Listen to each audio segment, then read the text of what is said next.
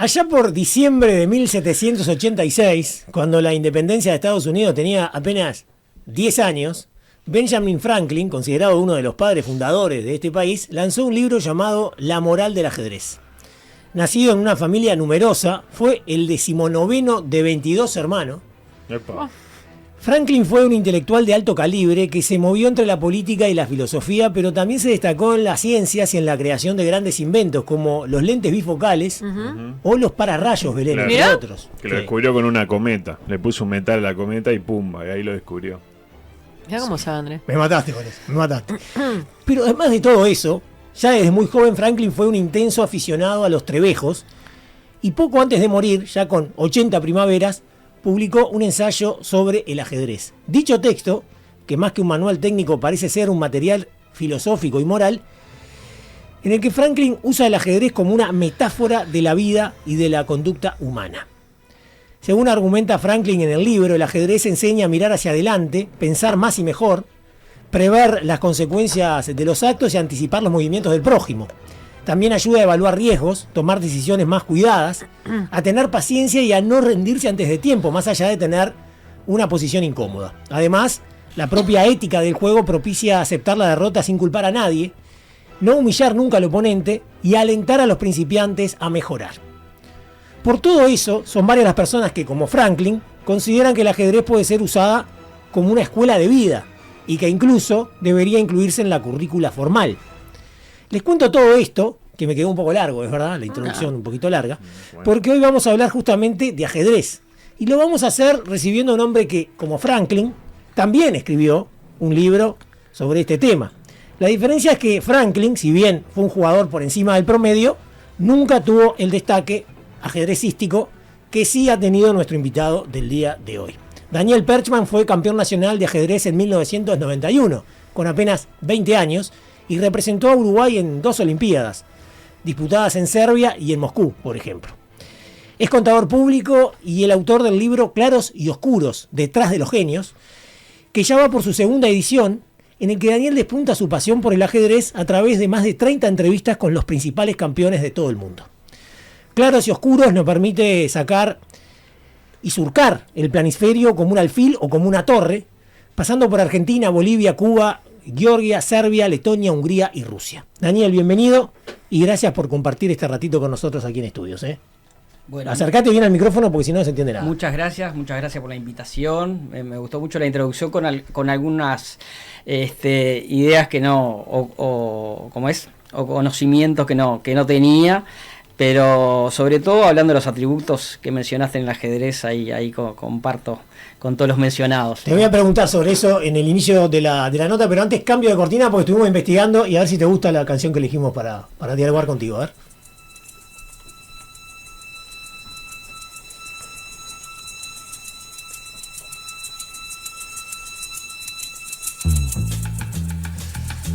Nos dijeron que venía por ahí tu gusto musical, ¿puede ser? Serrat, Sabina. Sí, Bien. muy bien, mediterráneo. Sí. Bien. Bueno, antes de hablar del libro en sí mismo, que lo voy a mostrar porque es impresionante la edición que tiene, es un libro súper grande. Fíjense ustedes, miren, acá lo tengo. Está lindo, No, es muy atractiva la publicación. No, pero además, ¿qué Tapa cantidad dura. de páginas tiene? Y Impresionante. muchas. Son Es más el viejo y querido libraco. Es un libraco, yo le dije ayer, es un libraco. Y tiene más de 30 entrevistas, o sea que es un libro gordito. Ahí lo vemos. Bueno, y quería preguntarte justamente antes de empezar a hablar de Claros y Oscuros, justamente eso, ¿no? Lo que veníamos diciendo, si coincidís con lo que decía Franklin hace más de 2 años en ese libro, ¿no? Que escribió poco antes de morir, cuando tenía ya 80 años. Sí, yo le agregaría, está estudiado en los últimos tiempos, que ayuda para el deterioro de algunas, digamos, para enlentecer algunas enfermedades que tienen que ver con lo cognitivo, ¿no? Ajá. Es decir, como el Alzheimer, ¿no? Hay ciertos estudios que dicen que el ajedrez ayuda para eso. Después hay un lado artístico que no estuvo mencionado en la introducción. Yo creo que todos los demás sí estuvieron mencionados, que para mí es muy importante. Es decir, todos los que amamos el ajedrez y los que disfrutamos del ajedrez, aparte de ver algo científico, algo como que implica la capacidad de cálculo, de razonamiento, también le damos gran importancia, ¿no? Como si viéramos aunque cueste creerlo, un cuadro, ¿no? Sí, sí, algo estético, digamos. Sin duda, vos decís sin duda. En los movimientos, en la presencia del tablero. Sí, ciertas partidas tienen un toque estético que para los que nos gusta el ajedrez, sin ser los grandes jugadores que hay ahí, apreciamos, digamos. Ajá, ajá. Bueno, ¿y cómo y cuándo llegó el ajedrez a tu vida?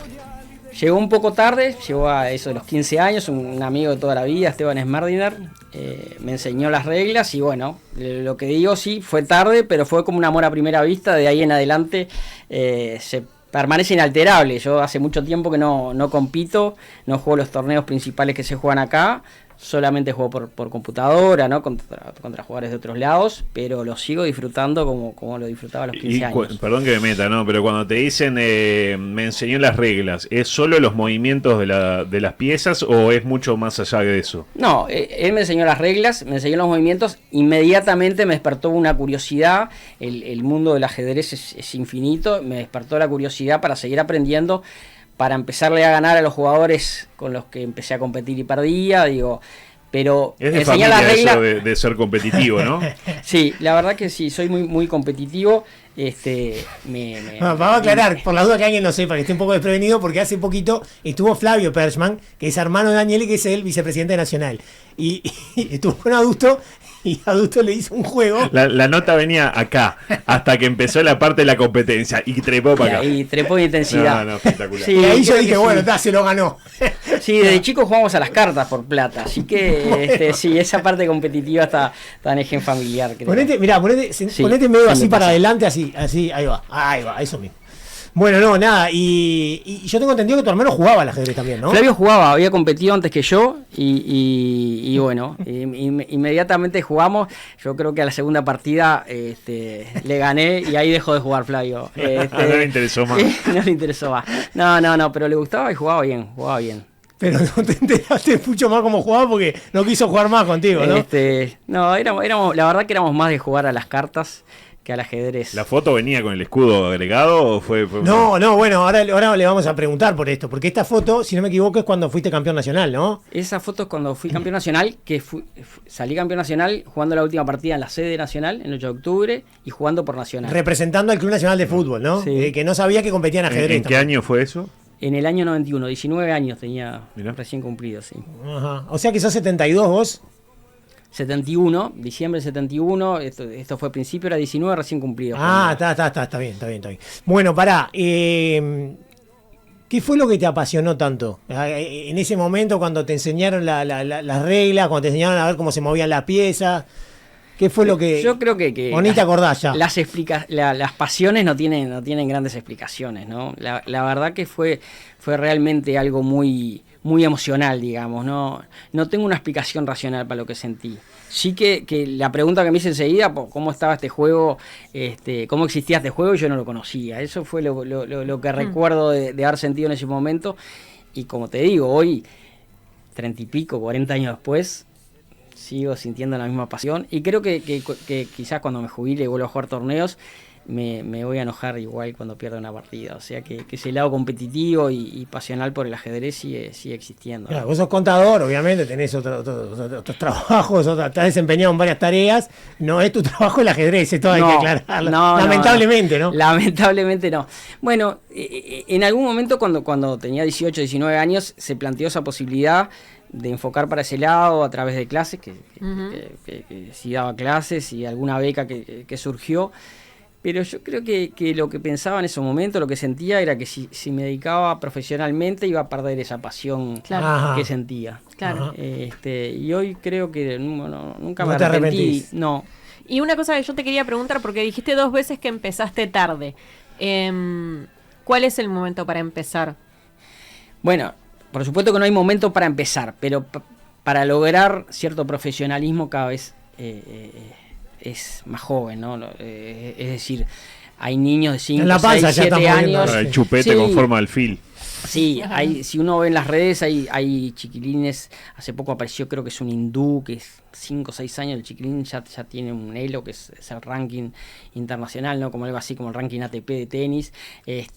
5 o 6 años, uno lo ve y no llega. Ahora hay un chiquilín argentino que deben haber escuchado, Facundo Oro, que estuvo muy cerca de estar en el libro, el chiquilín había aceptado y bueno, por una cuestión de tiempo no estuvo, pero bueno, él aprendió en la pandemia, yo creo que tenía, ahí me pierdo un poquito, 8 años y se transformó en el maestro internacional más joven de la historia, digo, es decir, cada vez se aprende antes, ¿no? Es decir, el campeón mundial salió campeón mundial con 18 años, ¿no? Claro. Para ser campeón mundial a los 18 años, inevitablemente tenés que empezar a los 6, sí, porque claro. digo, hay una evolución permanente, ¿no? ¿Y vos cuándo te diste cuenta que eras bueno de verdad? Como le ganó Flavio. No, bueno, dormiste con el ojo abierto. yo fui a jugar un torneo, el torneo de cuarta categoría. Estaba Walter Estrada, que es una leyenda del ajedrez uruguayo, 9 veces campeón uruguayo. Y él me invitó a jugar el torneo, jugué el torneo de cuarta y lo gané. Hice 6 puntos y medio en 7. Y bueno, era mi primer torneo, yo no había competido oficialmente. ¿Y tenías 15, 16 años ahí? Sí. Ajá. Y jugué el torneo de cuarta y bueno, ahí Walter sobre todo, que era un referente acá en el ajedrez uruguayo, me habló enseguida de que tenía ciertas condiciones para jugar al ajedrez y me empezó a focalizar un poco más. Es como que te venga a buscar Casal cuando estás en quinta, más o menos, y te orienta, ¿no? Bueno, algo parecido. Te compra las piezas, te compra el tablero. Sí, es cierto que uno con cierta experiencia ya ve un jugador y como en el fútbol, ve si tiene ciertas condiciones o no. Después yo creo que influye como en todo.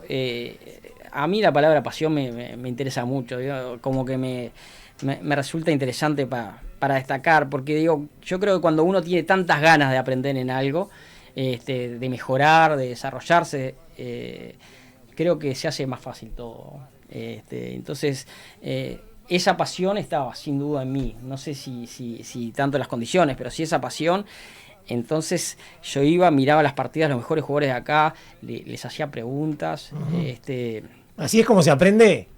Sin duda, y estudiando. Yo siempre fui muy vago para estudiar. Hoy en día está la computadora, ¿no? Claro, Eso ha cambiado el mundo.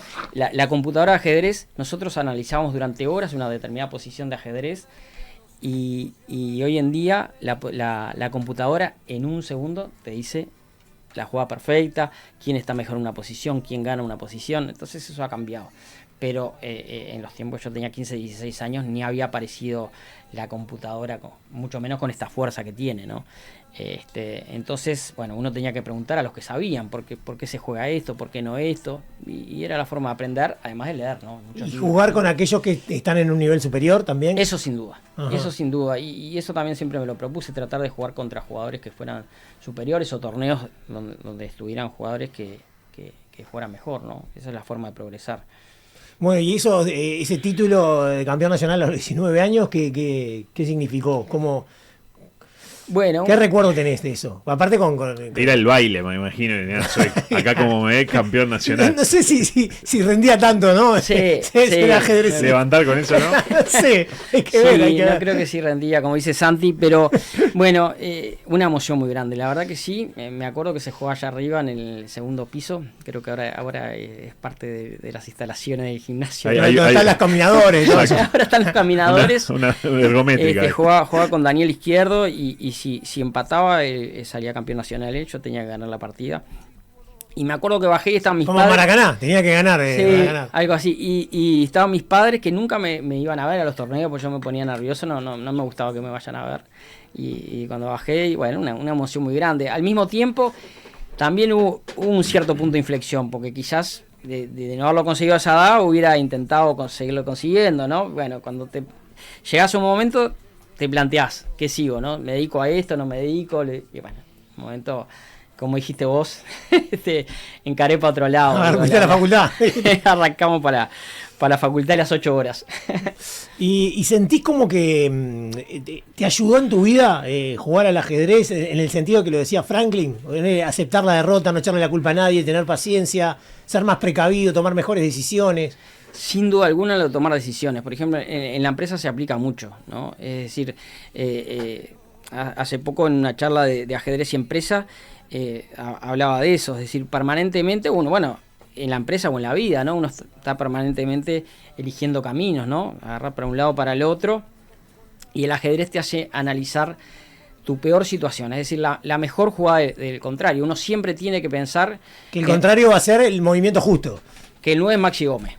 Entonces, Claro. si vos lo vas a marcar, tenés que decir, bueno, qué es lo mejor que puede hacer él.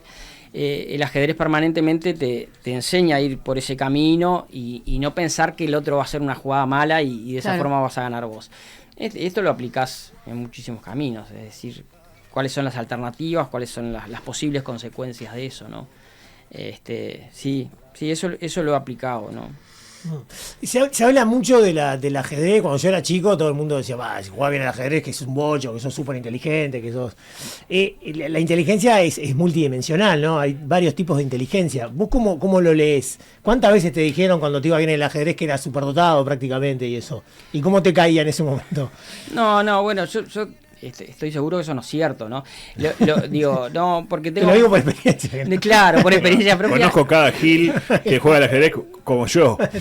Hay muchos casos de personas muy inteligentes porque influyen otras cosas, ¿no? La personalidad, el temple, hay jugadores que juegan muy bien cuando están preparando, como los jugadores de práctica, digamos. Unos pizarreros, básicamente. Y bajo presión no. Y después cuando juegan la partida se ponen nerviosos, entonces las condiciones que tienen o los conocimientos que tienen bajan, ¿no? El Ese Toto es un jugaba primer bien de aspecto. visitante. El Toto es... Después, yo creo que estos genios, por ejemplo, los que están en el libro, Sí. los mejores jugadores a nivel mundial, sin duda que son jugadores son personas con coeficientes intelectuales altísimos, pero seguramente si entrevistamos a los mejores cirujanos del mundo, Vas a encontrar lo mismo. vamos a encontrar lo mismo, ¿no? Entonces, no creo que sea un tema solamente el ajedrez. Unamuno, no sé si vos leíste la introducción del libro. Sí, que me llamó la atención lo que dijo, pero que es rebatida en la propia, Sí. en el propio En la propia prólogo. presentación Sí. del periodista de Leoncho García, decía que la inteligencia de los ajedrecistas solo sirve para jugar al ajedrez. Bueno, yo creo que está un poco exagerada, pero es cierto que el mundo del ajedrez y esa pasión de la que yo te hablaba muchas veces que despiertan en los que nos gusta y jugamos al ajedrez, lleva a que nos enfoquemos en eso, entonces es un mundo un poco cerrado, al ser un deporte individual, también tiene otras características, ¿no?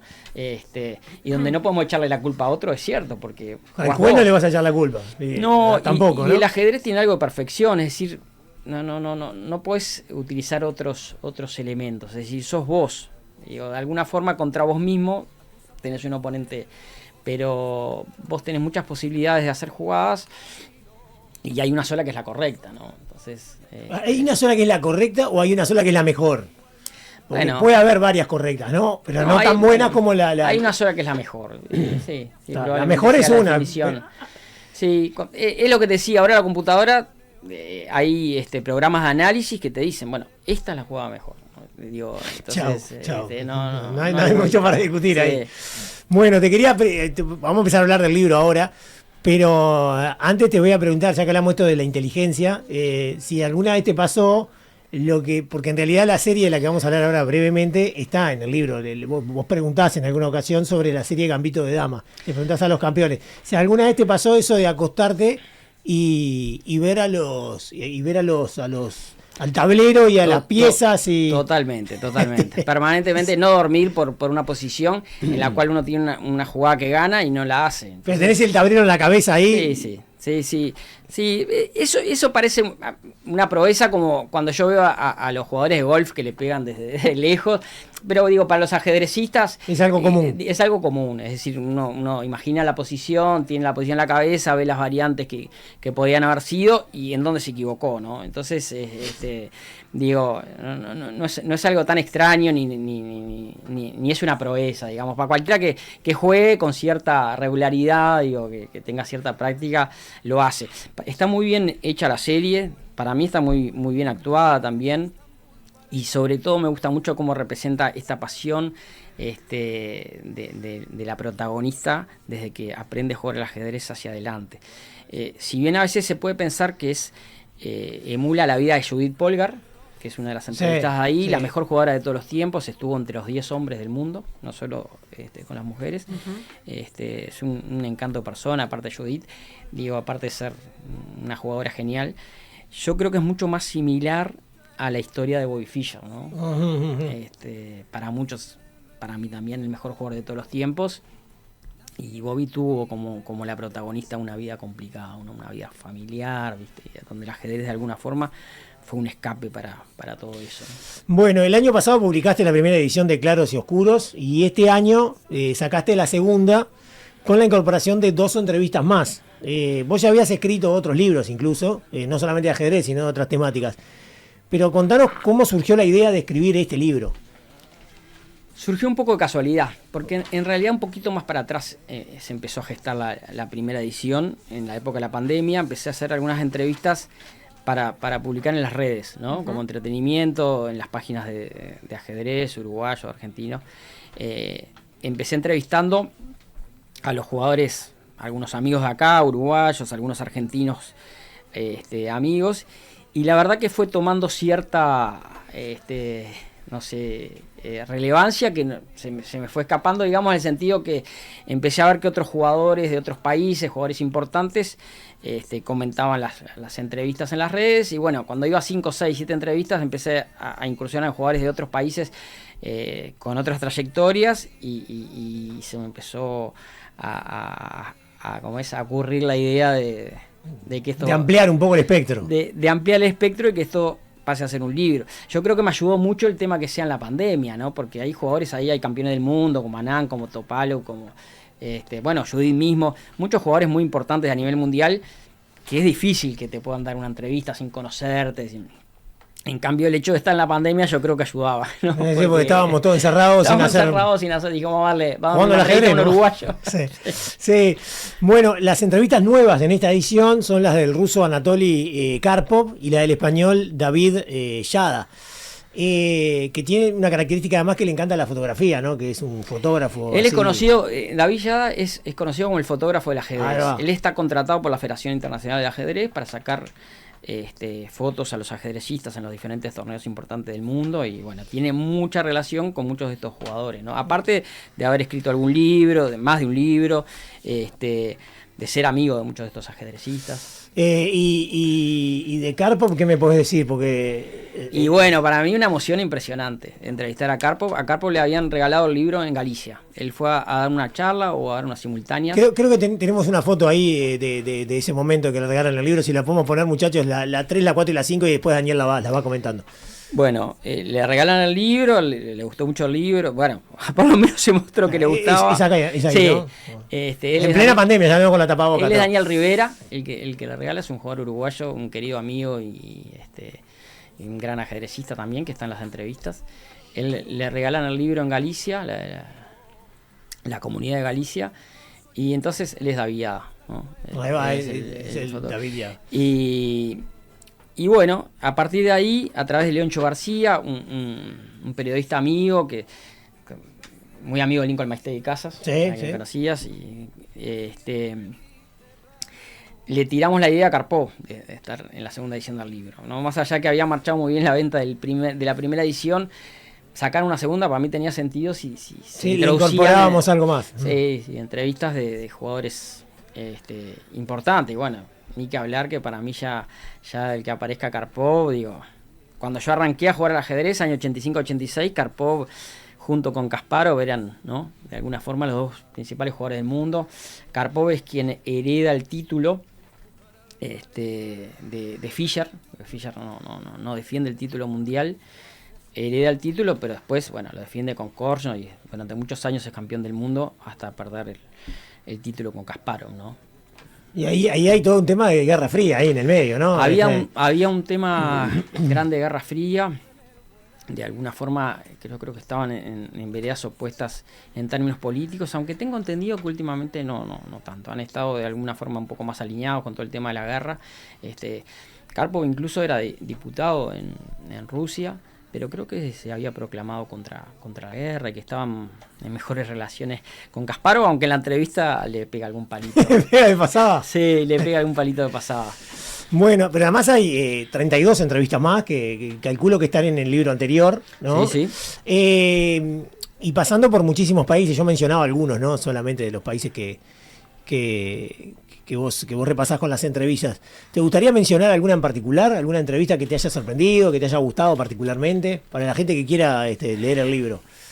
Bueno, el caso de Judith Polgar yo creo que es una cosa que no les mencioné cuando hablamos de cuando se gestó el libro, la idea de las entrevistas es justamente que fuera interesante para alguien que no le apasionara el ajedrez o que no compitiera en ajedrez, ¿no? La idea era un poco ahondar en las personalidades que hay detrás de estos genios, ¿no? No tanto, si bien hay algunas preguntas que puedan ser tu partida favorita, ¿no? O yo qué sé, tu jugador de la historia favorito, o qué atributos le robarías a los jugadores de la historia. Después hay muchas preguntas que van a lo humano, ¿no? Y a lo personal. El caso de las hermanas Polgar es muy particular. El padre Laszlo Polgar se proponía demostrar dos cosas que claramente las demostró. Primero, que la inteligencia de las mujeres de ninguna forma es inferior a la de los hombres, ¿no? En un mundo bastante machista, donde los jugadores mejores de la historia han sido hombres, él decía que tenía que ver con un tema numérico, es decir, hay muchos más hombres que juegan que mujeres. El segundo aspecto que él se proponía demostrar era que cualquier persona, en el caso de él tenía 3 hijas mujeres, que él le diera, los entrenara, era un jugador fuerte, evidentemente, no de elite, pero sí fuerte, que le entrenara podía alcanzar un nivel muy bueno de ajedrez. Después ya dependía cierta, hoy hablamos de las aptitudes naturales, que fuera acá o acá, pero sí con un mínimo de... Con un piso fuerza. alto ya. Con un piso alto. Bueno, si lo habrá logrado, que él prepara a las 3 hijas, Sofía, Susan y Judith.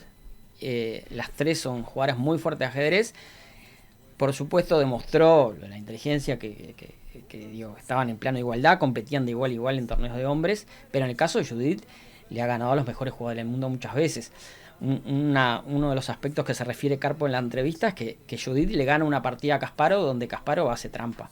Y esa es la realidad. Kasparov suelta un caballo por fracción de segundo, no es que lo suelta, pero está filmado y todo, y con ese movimiento perdía. Y Kasparov vuelve a tomar el caballo. No se puede. Pará, ¿es pieza soltada, pieza? ¿Cómo es el si vos tocás claro. Una pieza, la tenés que mover. Sí, si vos la soltás en el casillero donde es esa jugada. No había VAR, aparte. No había Pará, VAR. creo que es pieza tocada, pieza movida, pieza soltada, pieza jugada, ¿no? Creo exactamente que es así como lo estás diciendo. Ahí va. Si él Viste que algo soltado, tenía que mover el caballo. Si la tocás no podés soltarla y agarrar otra, y si la soltás quedó ahí. Quedó en ese casillero. Bueno, él suelta una fracción de segundo. Tremendo chorro. Pero había un no digo de qué cuadro sería hincha porque no digo. Por respeto a todos los hinchas de Penal que están escuchando. No, lo dijiste vos. Imagínate Rubio después en el estado de WhatsApp. No. Kasparov y corran perros. Bueno, Kasparov suelta. Se está filmando un documental, o sea, parece filmado eso. ¿Qué? Donde soltaba la pieza, perdía. Por otro lado, aparte, puso nervioso esto a Judith. Yo creo, no recuerdo, porque sí lo hablé con Judith, y vos sabés que no me acuerdo si aparece en la entrevista de Judith, ella hablando de esa partida. Pero bueno, realmente, si bien en lo formal lo ganó, esa partida se la ganó, ¿no? Pero ¿y por qué no se lo sancionó? Porque el árbitro... Es el sistema. Porque el árbitro dijo que Gustavo no había soltado Méndez, y lo dejó jugar Dejó seguir. a otro casillero. Y bueno, ahí ganó Kasparov, ¿no? O empataron o ganó Kasparov, no, me parece que ganó Kasparov. Pero bueno, Judith le ganó a todos los jugadores del Elite Mundial muchas veces, con partidas aparte muy artísticas, ¿no? Tenían un juego muy de ataque, digamos. Ajá, esa fue una entrevista que disfruté mucho, la de Judith, sí. Porque hay varias formas de jugar al ajedrez, bastante distintas, ¿no? Totalmente, hay una corte mucho más posicional, digo, más estratégico, y hay otra mucho más táctico, ¿no? Que ahí hablamos de... bueno, en todo se puede ver ciertos rasgos estéticos, ciertas estéticas en las partidas, pero sí, hay estilos. Mirá, acá les voy a mostrar a la gente, ahí se ve que al final de cada entrevista hay como una reproducción de partidas. Contanos un poco. Eso es algo nuevo también de la segunda edición. Eso, sobre todo, fue el editor de España, que en España se compraron muchos libros de España y me propuso... El mercado español está fuerte para Persman, ojo. Sí, me sugirió agregar partidas de las que habían mencionado los entrevistados. Entonces, de cada entrevista, ellos eligen. Bueno, en el caso de Karpov, yo, por ejemplo, le pregunto la partida más importante para él en la historia. Él me dice cuál es una de las partidas que juega con Korchnoi y que gana el campeonato del mundo, la última, ¿no? Y alguna otra partida, bueno, en fin, partidas que han sido mencionadas. propias o mencionadas como las mejores de la historia por los entrevistados, aparecen al final de cada entrevista. Aparecen, claro, exactamente, con el tablerito y como lo marcábamos recién. Bueno, te voy a preguntar algunas cortitas, así tipo ping-pong, Sí. ¿ah? Para ir cerrando. ¿Cuál es para vos la mejor partida de la historia? Para Daniel Perchman, ¿cuál es? Pa, ahí sí que... A veces que esta era fácil, que la tenías repensada. Bueno, hay una de Kasparov con Topalov en torneo de Países Bajos, que es impresionante. Hay otra partida que es muy, muy mencionada, que es de Karpov con Hübner, con un alemán, que también es una, diría esas dos, una de Kasparov y una de Karpov. Ajá. Y bueno, de Fischer tengo muchísimas, porque como te dije, era mi jugador preferido, un tipo muy complicado en su vida personal, pero bueno, en lo que reflejaba en el tablero, mi jugador predilecto. Entonces muchísimas partidas de Fischer podría mencionar también, ¿no? ¿Cuál fue o cuál sería la partida que te hubiera gustado que se jugara y que no se jugó, que nunca se disputó? Sin duda, bueno, ahí te iba a decir sin duda, el match Fischer-Karpov es como una cuenta pendiente, ¿no? Karpov habla ahí de esto. Sí, lo menciona él. Lo menciona. Supongo que se puede recrear, ¿no? Le cargas todas las partidas que haya jugado cada uno en una máquina y los recreas, supongo, ¿no? Creo. Imagino. Sí, por lo menos, quizás. Quizás. A ver qué dice el especialista. A ver. No creo que recrear, pero sí, bueno, seguramente en algún momento la inteligencia artificial tire una idea de quién hubiera ganado en ese match, ¿no? Eso sí. Pero bueno, el actual campeón del mundo, Carlsen, ahí sí tiro que también de Carlsen estuvimos muy cerca de la entrevista. El tema es que Carlsen pidió ver el libro antes. Carlsen. ¿A quién le ganaste? ¿Quién es Carlsen? ¿A quién le ganaste? Sí. Y entonces lo que quedamos es, bueno, le voy a hacer llegar el libro y bueno, si acepta, veremos si hay una tercera edición. Bueno, pero yo creo que una partida... ¿De qué nacionalidad es Carlsen? Noruego. Carlsen con Fischer hubiera sido increíble, ¿no? Es decir, para mí los dos mejores de la historia, ¿no? O sea que el campeón actual está entre los mejores de la historia para vos. Sin duda. Lo que pasa es que en los tiempos de Fischer era casi imposible ser campeón sin ser ruso, como lo fue Fischer, porque ahí sí primaba mucho todos los profesores que vos tenías por encima, ¿no? Y todos los que a vos te preparaban. En los tiempos de hoy, Carlsen recibió mucha preparación por la computadora, entonces no le resto mérito, ¿no? Es un genio absoluto, pero digo que, bueno, que Fischer agrega el mérito de haber sido campeón en un tiempo donde había una hegemonía rusa absoluta, ¿no? ¿Y cuál fue tu mejor partido? El mejor partido de Daniel Perchman. Bueno, está por venir. No, porque no compite. Bueno, va a volver a competir cuando se jubile, ojo. Seguramente la que disfruté más fue la partida que le gané a Izquierdo y que salí campeón uruguayo, ¿no? Una apertura española, sí. ¿Y a quién te hubiera... ¿Y te acordás de detalles? O sea, ¿te la podés recrear en tu mente más allá de cómo abriste, digamos? Hay muchos ajedrecistas que sin duda la podrían... Yo no tengo... O sea, no trato de no estar siempre memorizando. ¿Viste? Hay jugadores que tienen mucha memoria. Lincoln Maistegui era impresionante. Lincoln Maistegui te podía pasar partidas de otros de memoria. Me acuerdo del final, por ejemplo. Me acuerdo de ganar un final de peones de torres con 2 peones de ventaja. ¿Sí? Me acuerdo del final como gané. Si me decís reproducir toda esa partida de memoria, no sé si la... Y qué adrenalina cuando ves que tenés una posición así muy favorable y que no la puedes perder, ¿no? Que es una oportunidad que no la puedes perder. Uno me dice, llego a perder ahora y me muero, ¿no? Porque... Sin duda. Y unos nervios muy grandes, ¿no? Por eso decía hoy que no es solamente, aunque parezca que no tiene nada que ver, lo de la forma de ser y el temple en determinadas cosas... pesa, ¿no? En determinadas posiciones y en determinadas partidas, ¿no? ¿Y a quién te gustaría haber enfrentado? Bueno, a Judith, te dice a Judith. No, bueno, me gustaría jugar con Carlsen, pero sí, Judith también. La verdad, un espectáculo. Después me mandó, le hice llegar el libro y me mandó un mail agradeciendo el libro. Una tipa, fuera de serie. Esa sí que es una genia en todo sentido, ¿viste? Cuando uno dice que afuera de la cancha y dentro de la cancha... Sí, tiene la humildad de los grandes. Adentro y afuera del tablero sería, ¿no? Sí. Y si jugaras con Carlsen, Sí. ¿cómo es la actitud de un jugador que se sabe inferior Porque vos sos inferior acá, podemos Sí. decir así. Sí, podemos decirlo. Podemos decirlo así. Santi, 2 líneas de 4 bien Claro, planteadas. ahí va. 4 peones por acá. Achicamos 2 espacio. peones bien abiertos. ¿Qué hace uno cuando.? Claro. A torre, ida y vuelta. Por lo menos que no me pinte la Box cara. to box.